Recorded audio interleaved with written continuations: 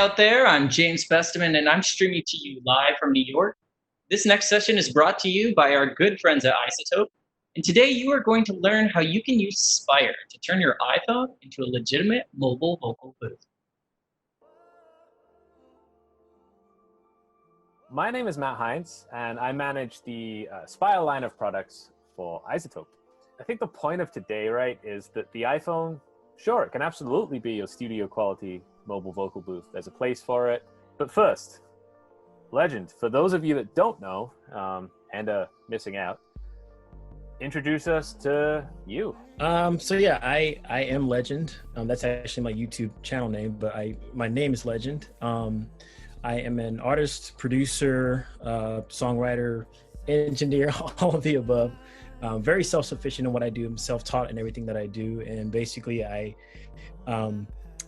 created this YouTube channel to basically help people, beginners mostly, and even more advanced musicians kind of improve their craft and also express myself as an artist, because expression for me is very important. So that's where the whole YouTube channel came from.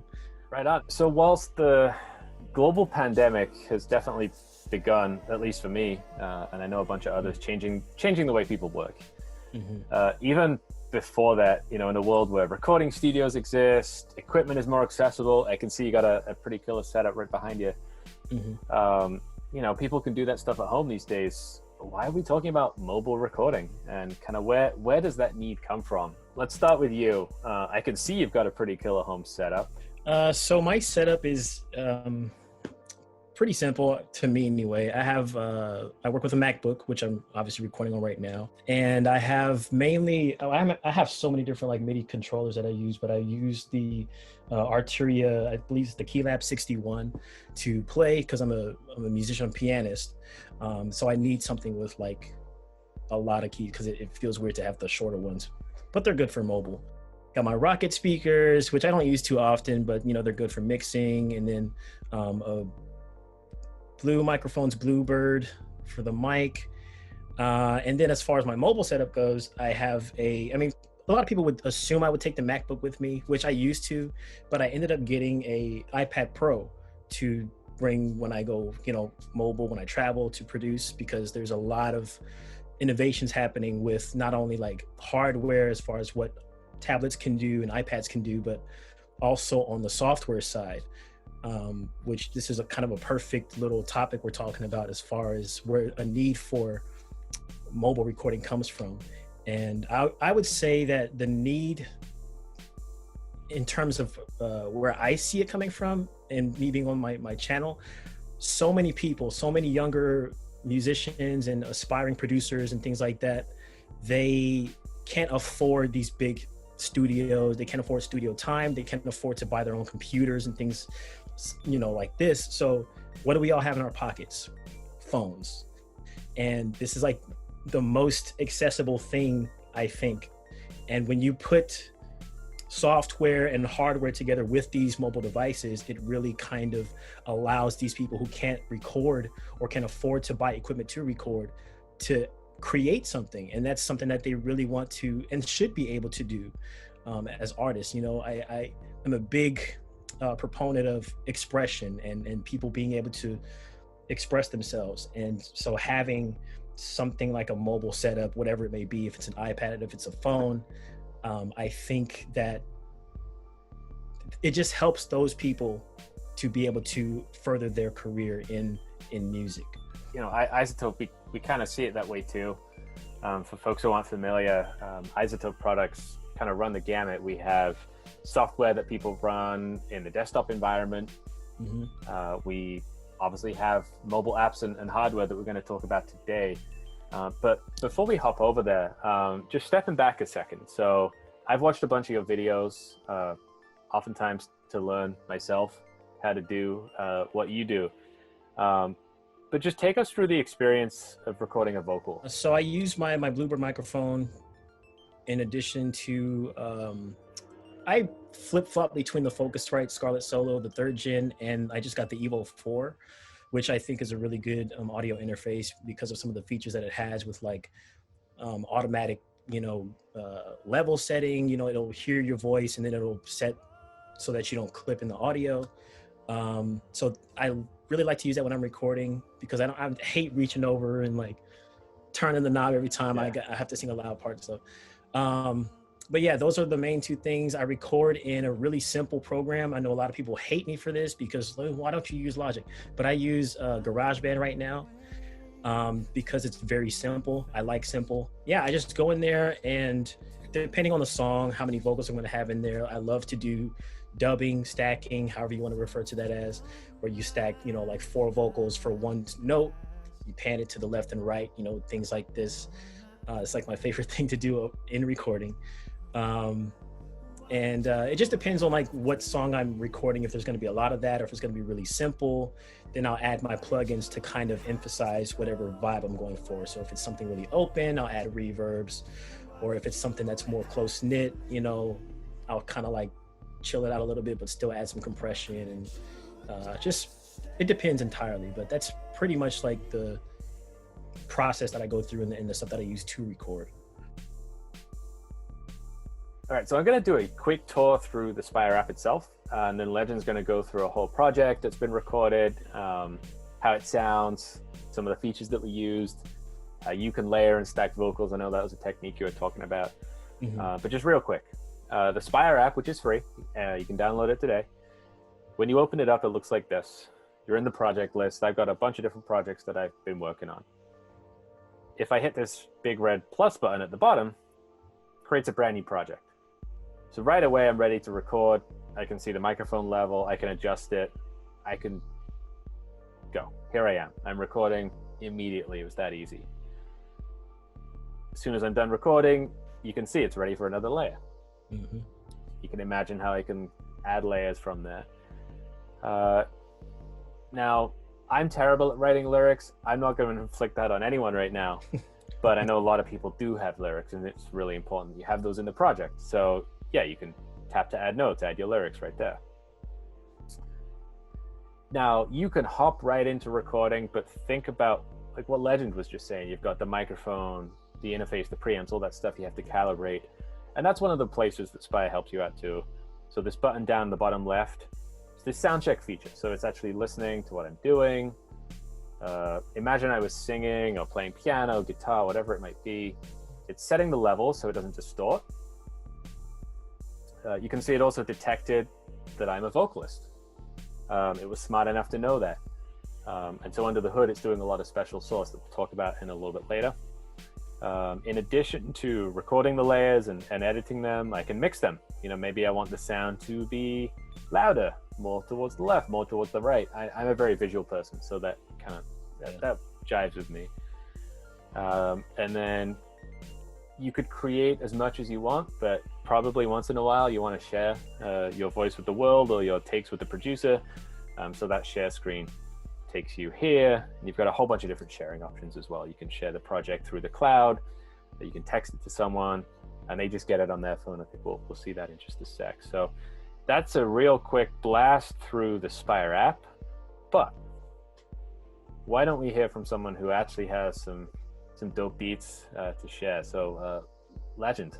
So we already saw the main menu of this whole app, so I don't really have to explain anything. I'm gonna go ahead and import a beat because this is a feature that I know I would use a lot with the Spire app. So just click the import button here, and it gives you my music, it gives you browse. You can browse your files on your iPhone, or you can browse the music that's in your iCloud music library. So I'm gonna go to my music and import a beat here called Be Yourself. This is a beat that I made for my last album, Ouroboros. And so I'm gonna kind of like track out the idea that I had for this song, just to be able to like take it to the computer later on, or if I wanted to keep it here and send it to another producer. However I would want to do it, this is how I would start. So let's go here. We're already on our second microphone. Let's set the level. So record, we'll hit the sound check. Da da da da da da da da da ba ba. Okay, so it's a vocal. We would click continue. Clarity is added. Okay, so we have our vocal here, and it's already been optimized as far as like the levels go. We've done the sound check already, so I'm gonna go ahead and record this first verse. Hit record, let's go.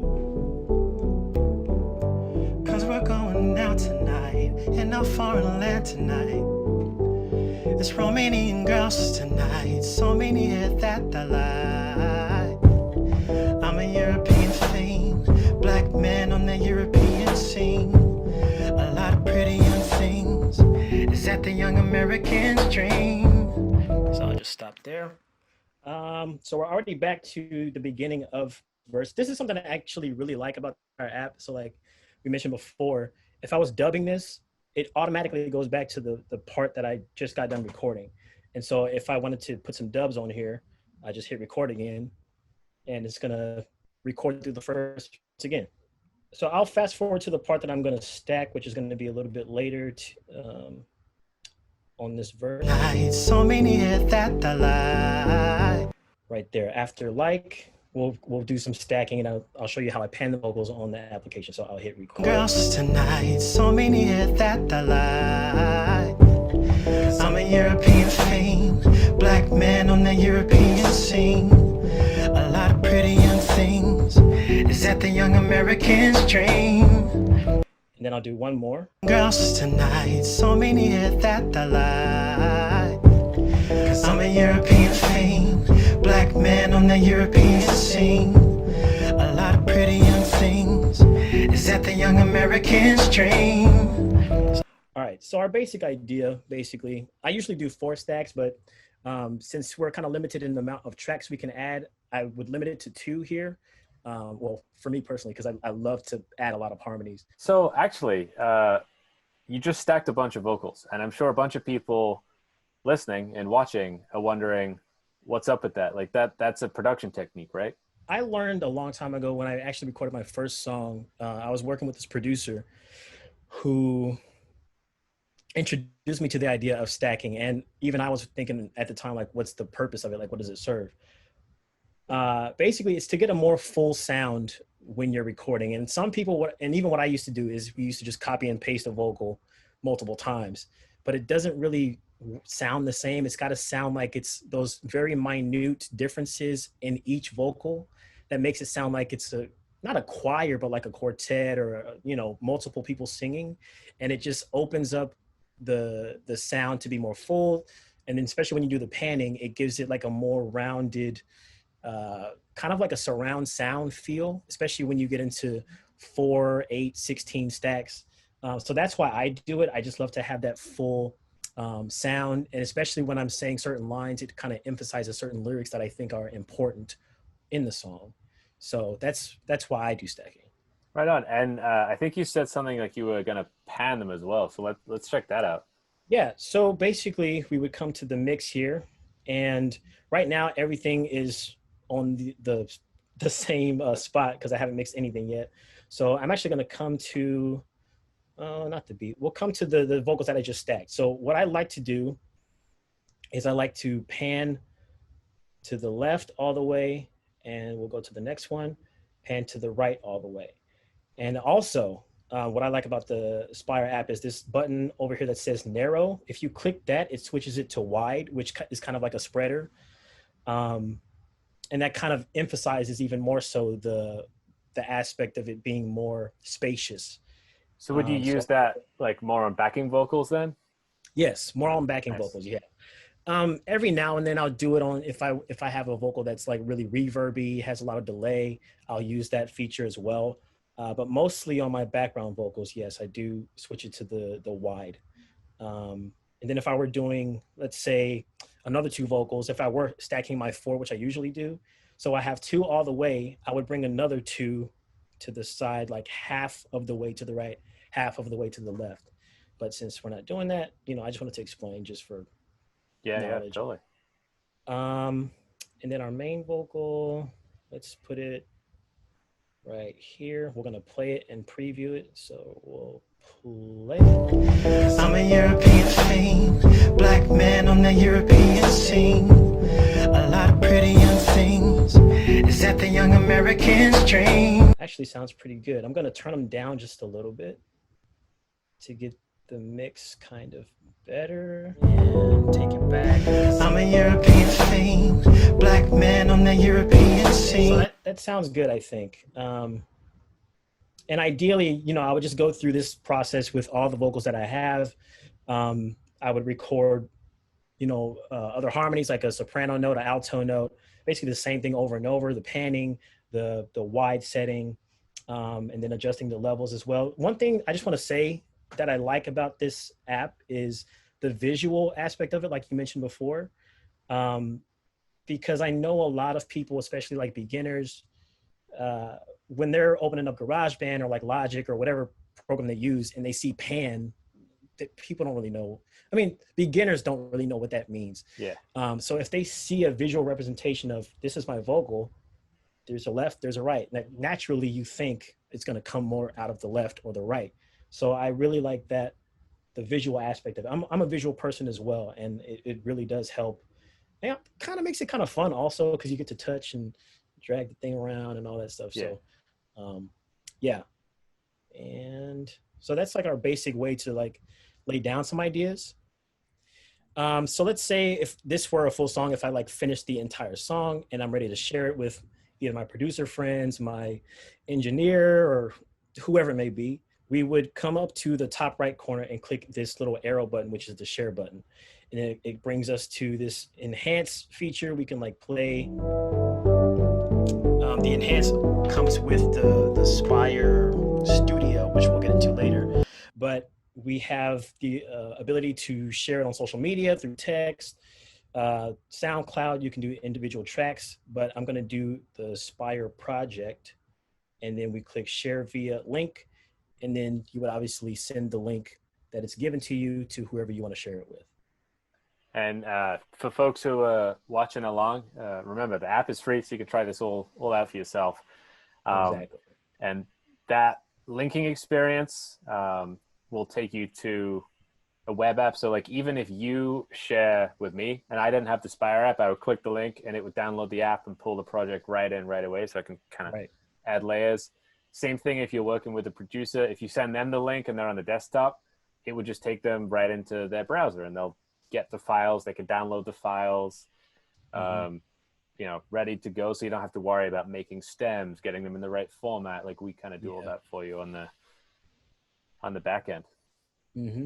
So you mentioned the Spire Studio hardware, which I know you have. Yes. So why don't we take a look at that for a few minutes? Yeah. Something I'm actually really excited about because I was trying to get an idea down yesterday to really kind of showcase, and I was very excited with what I came up with because it's a song that I haven't recorded yet or like really come up with any ideas. So I just was kind of free flowing. So let's X out of this and go back to our projects. So I'm going to open up this one called Arrhythmia. And first, I guess I should say the benefit of having the hardware is not only does it come with a built-in microphone here if you don't have a microphone, but it has the XLR plugs in the back that you can plug in your own microphone into, which is what I ended up doing. So, and then the benefit of that is you get to add effects to your vocals. You get to add amps and delays and different things like that. So I kind of went wild with this. Nice. Not too wild, but I'll fast forward to the first verse just so we can get to I feel like when you're free flowing, all bets are off, right? So yeah, right. So I have here a track that's called Arrhythmia for now. I have like an intro, a verse, and then I have my stacked vocals. Basically, I took advantage of the full 8 tracks. I did my panning. I'll just go to the panning just so you can get a visual representation. As you can see, I have 4 pan vocals, 2 to the left, 2 to the right. Those are my 2 harmonies. And then I have, I think, 3 vocals down the middle and then the track itself. So I'll go back to the main window and then let's just play it from the first verse. So you can hear the effects, the difference in what you can come up with if you actually had the hardware. So let's press play. I'm going way too fast.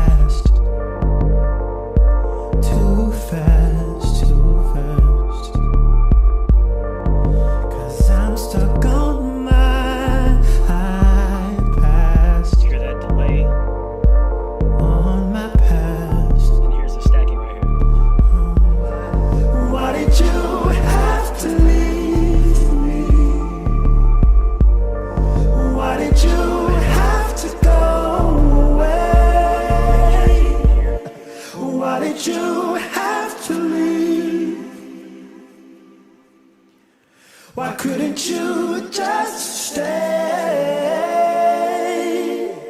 So, yeah, I mean, you can hear there's a lot of that open reverb sound that I was talking about.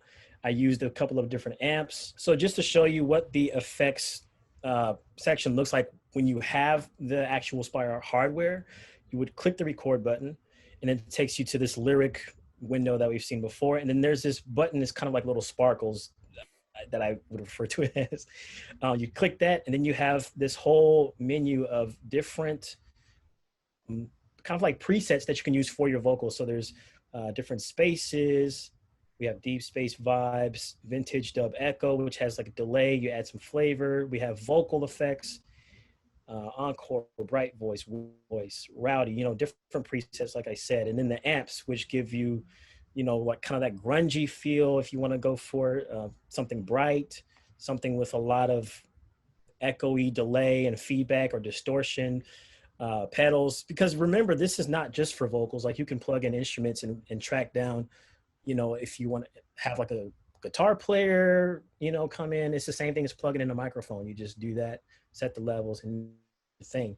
But I even use these plugins and everything for my vocals as well. But just kind of showing what's all in here and how I got those effects.